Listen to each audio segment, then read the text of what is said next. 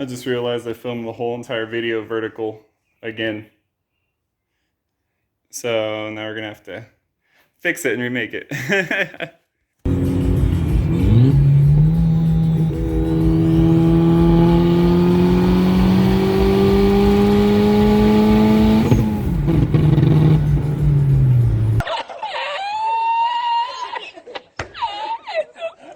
What's going on, guys? So pretty much when the car broke down on me, it would pretty much stop driving. So I would hit the gas and then try to get it to pick up RPMs so that way I could drive and take off. And what was happening is it would just completely cut out. I don't know what happened. I would just lose like all spark. And pretty much the goal is to be able to trace what's going on with that. Also, I got locked out of the car, so that was also pretty crazy. So pretty much the lock is up. So let's turn right. So we're gonna turn it left, and it will not turn. I'd probably break the key if I tried any harder. So this has been happening with all of the doors. I don't know if this is a very common occurrence for these model Focuses. However, we can't have that going on because I got locked out of my car. So I had to leave it in the apartment complex and pretty much wait to get back into it until I was able to turn the key. And luckily, I just went in yesterday and I turned the key and it was able to unlock the door. So we're gonna go ahead and take off all 4 of the door panels. And I'm gonna show you guys how to do one. And then pretty much once you know, we'll be able to do the rest. And we'll continue on from there and I'll show you how to make sure that that doesn't happen again. There is a little box inside and we're going to be taking that box apart and trying to lubricate it, and hopefully we can fix this door issue. So I don't know if you can see over there, we have that side stripped, that side stripped. The issue is that the door actuators, no matter how much work I put into greasing them, cutting in slots, cracking the case, nothing is pretty much able to unseize it. So what I'm thinking happened is that I think the lock, all the mechanical stuff inside of there, so pretty much what I think is happening is the electrical connector right here, where all the gears that it turns are, or it's already broken. So I don't think that this is going to be fixable. And if I were to take this whole entire case off, pretty much everything that it's holding in place with this rivet and this rivet would pretty much fall apart. So none of my gears would be able to stay in there. So what we're going to do is we're going to go ahead and leave this the way it is. We're going to put it back in the car. It's the same way for the driver's door. So I'm going to go ahead and just order new ones. And we're going to leave the door panel like this. I still have to get some of the adhesive off, but honestly, I think it looks good. We got the front seats out. We got the doors out. So pretty much now the seats are out, doors are out, insulation's out, and everything's put back together except for this door, which still needs the handle and the window. Everything else is looking really good. So yeah, I didn't know I could be so comfortable. And it's so nice. And then you look in it, and I'm not even gonna show you it. You know, it was bad. So it's definitely one of those days, because I think I got a bit ahead of myself. That is the entire trim and interior of the Focus. So pretty much what we have here is the carpet, center console, doors, the rest of the center console, all the pillars, the headliner, all the back window trim, the side cushioning for the back seats, and some of the front and the side trim that goes with all the seatbelt stuff. Now, I put this, it's probably like 1/2 inch thick, maybe 3/4 thick, piece of plywood in the back to use for my battery mount and my sub mount when I was originally doing the car the way I wanted it. However, what I'm gonna do now is I'm gonna trim some of this because it doesn't fit really well. I'm probably gonna take like 1 inch to like 2 off of there, all the way across, and then hopefully that way it can move forward and back. Because pretty much when you move the seats forward, what would happen is when you're moving them, it would pinch all the wiring in there. So we definitely can't have that because that could create a short. And we do right here have a circuit breaker, so 160 amp or 170 amp circuit breaker. It might be more, but so anything, you know, from the battery all the way to the front to the subs, all that's taken care of. Okay, so we are back and it is the next day, and yesterday we really got carried away with taking everything out. I mean, literally, it's really dirty still, but the whole entire car is stripped front to back. So I wanted to show you guys what I was talking about yesterday. So I pretty much got the rotary saw and I went around the whole entire back and trimmed that so that way it doesn't interfere with the seats in the front, and I went ahead and cleaned up all the wiring in the back. So pretty much I went ahead and mounted the amplifier, and I just bungee corded a little tighter these subs to the back and laid them on the back side of it, and that way pretty much the sound amplifies to the inside. So anyways, that is pretty much as far as we're getting with that. Now with the Misfire that we had, so now with the Misfire that we had, I have a couple of things I need to do anyways. I have a couple suspicions is either a bad mass sensor, which is located right there on this build, or maybe the crank sensor or the spark plugs.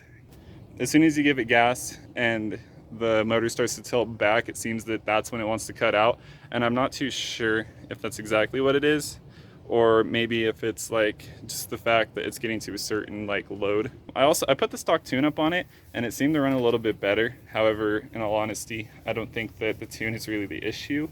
So we're gonna go ahead and take out the plugs, check those, and we'll probably just swap over coil packs and see if that changes anything.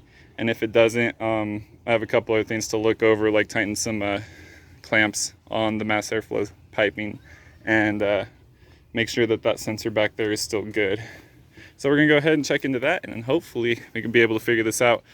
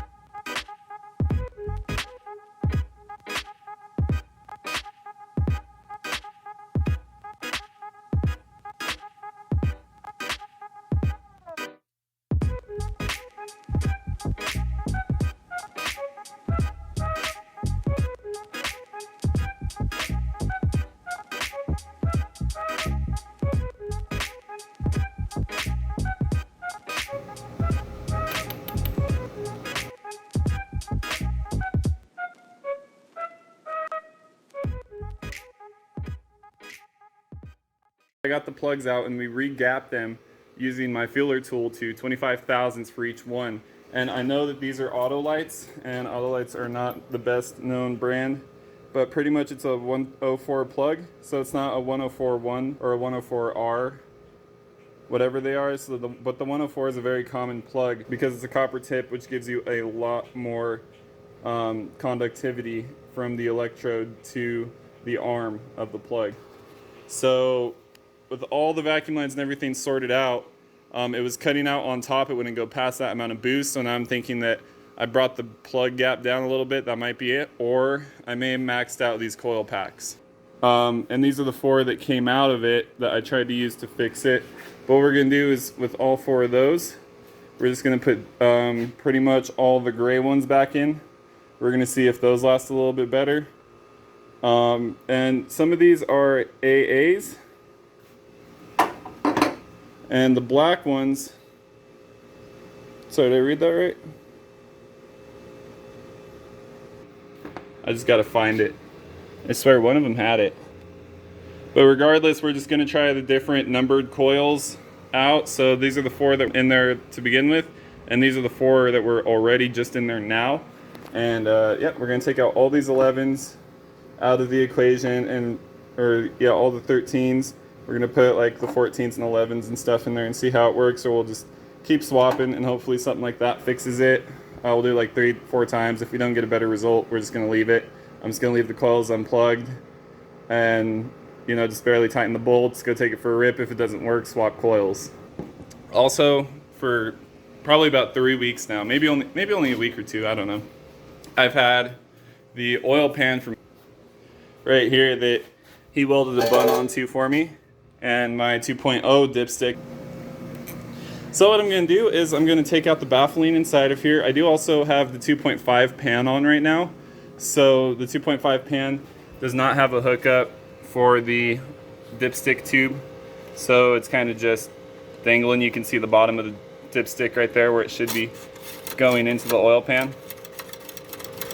So anyways, you can see where it should have been going into the oil pan. And what we're going to be doing is pretty much taking off that 2.5 oil pan and the pickup tube that's in there. So I cannot find the pickup tube for this 2.0 block for the pan, and is take it all apart. We're going to see how well that 2.5 pickup tube fits in there, and hopefully it works good enough to where we don't really have to mess with anything, and you know, we can just drop it in. But I think it sits a little more over to the side, one way or the other. I think it sits more over here and in the back, but I could be wrong. So we might have to cut out a little piece of baffling just in order to get that tube to fit in there, which wouldn't be bad necessarily because the tube will fit it. So pretty much what the baffling does is it prevents the oil from sloshing around too much in the pan when you're accelerating or slowing down, turning left or right, or you know, anything.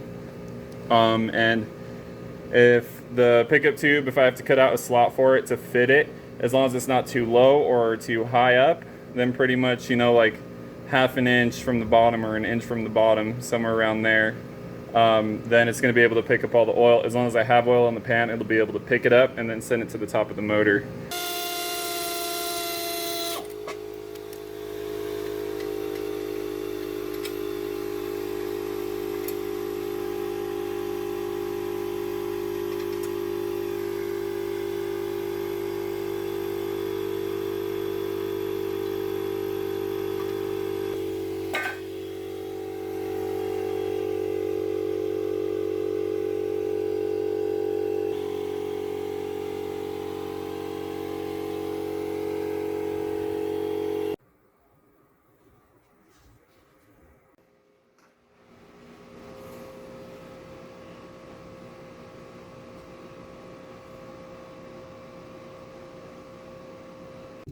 Yeah guys, this is the good stuff.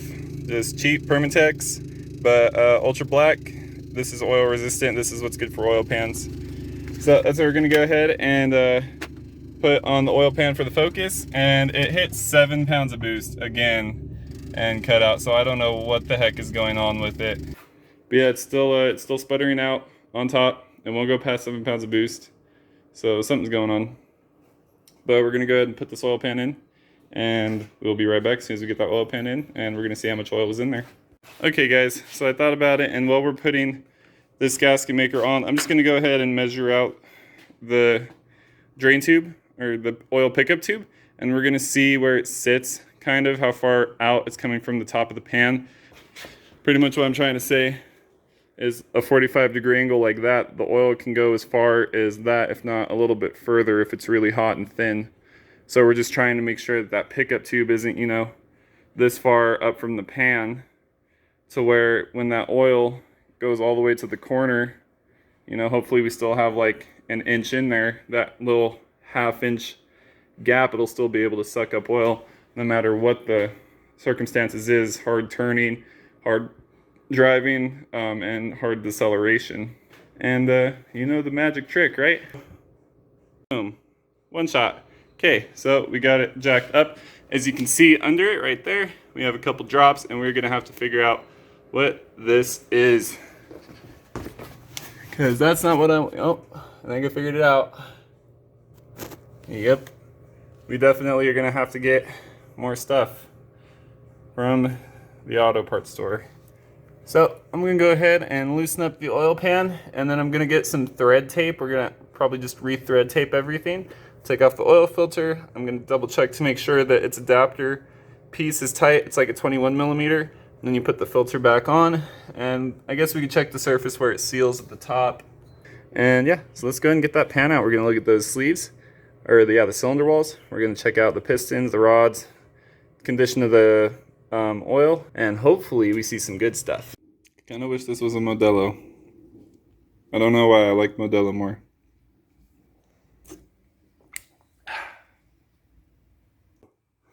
Awesome. Go ahead and pry it out. These oil pans can be a pain.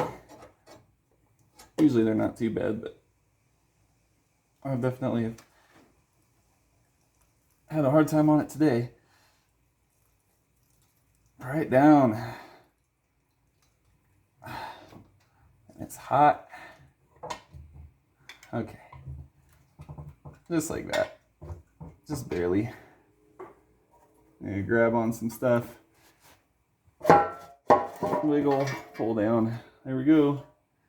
Watch out for the crank sensor.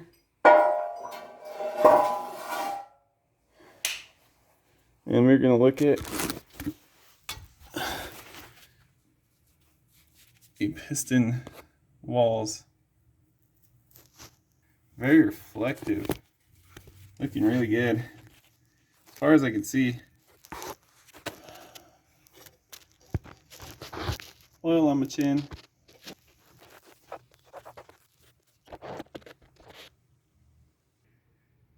Definitely got to be getting some blow by in if it's looking like that. You can see how clean this oil pan is. We spent a long time on it. Oh well, not a big deal.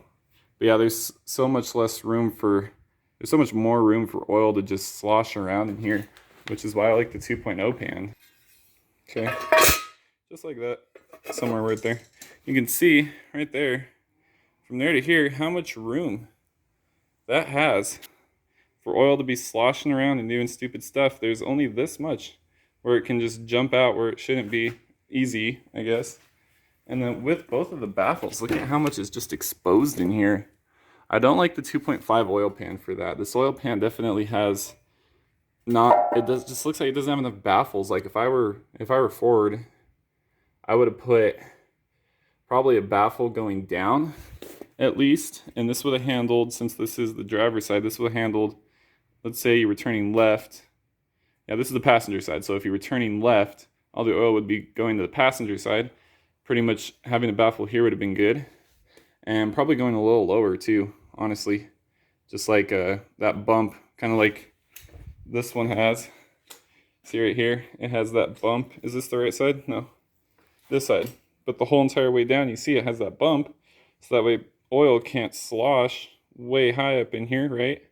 And on this side, it has a whole entire stop, and this plate covers like 3/4, if not more. We're gonna go ahead and swap over the pans. We'll double check everything, make sure it's siliconed, and everything's tightened in my pattern that I like to use. We should be able to use the pickup tube the way it is. I just want to measure how far down it is and see if it's far down enough. But it looks like the slot kind of matches up, so we're gonna give it a test fit and we'll see what happens. It's saying about 4.1 inches. Actually, it's a little higher up, so I have a little bit more of a gap.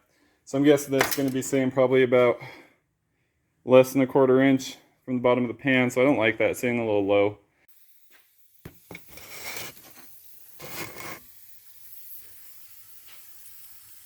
We just got these.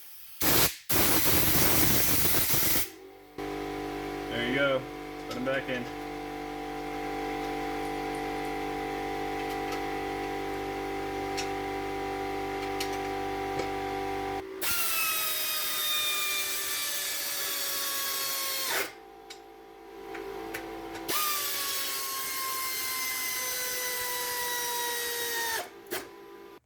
So even the whole 2.0 pan doesn't fit with the 2.5 pickup tube on it.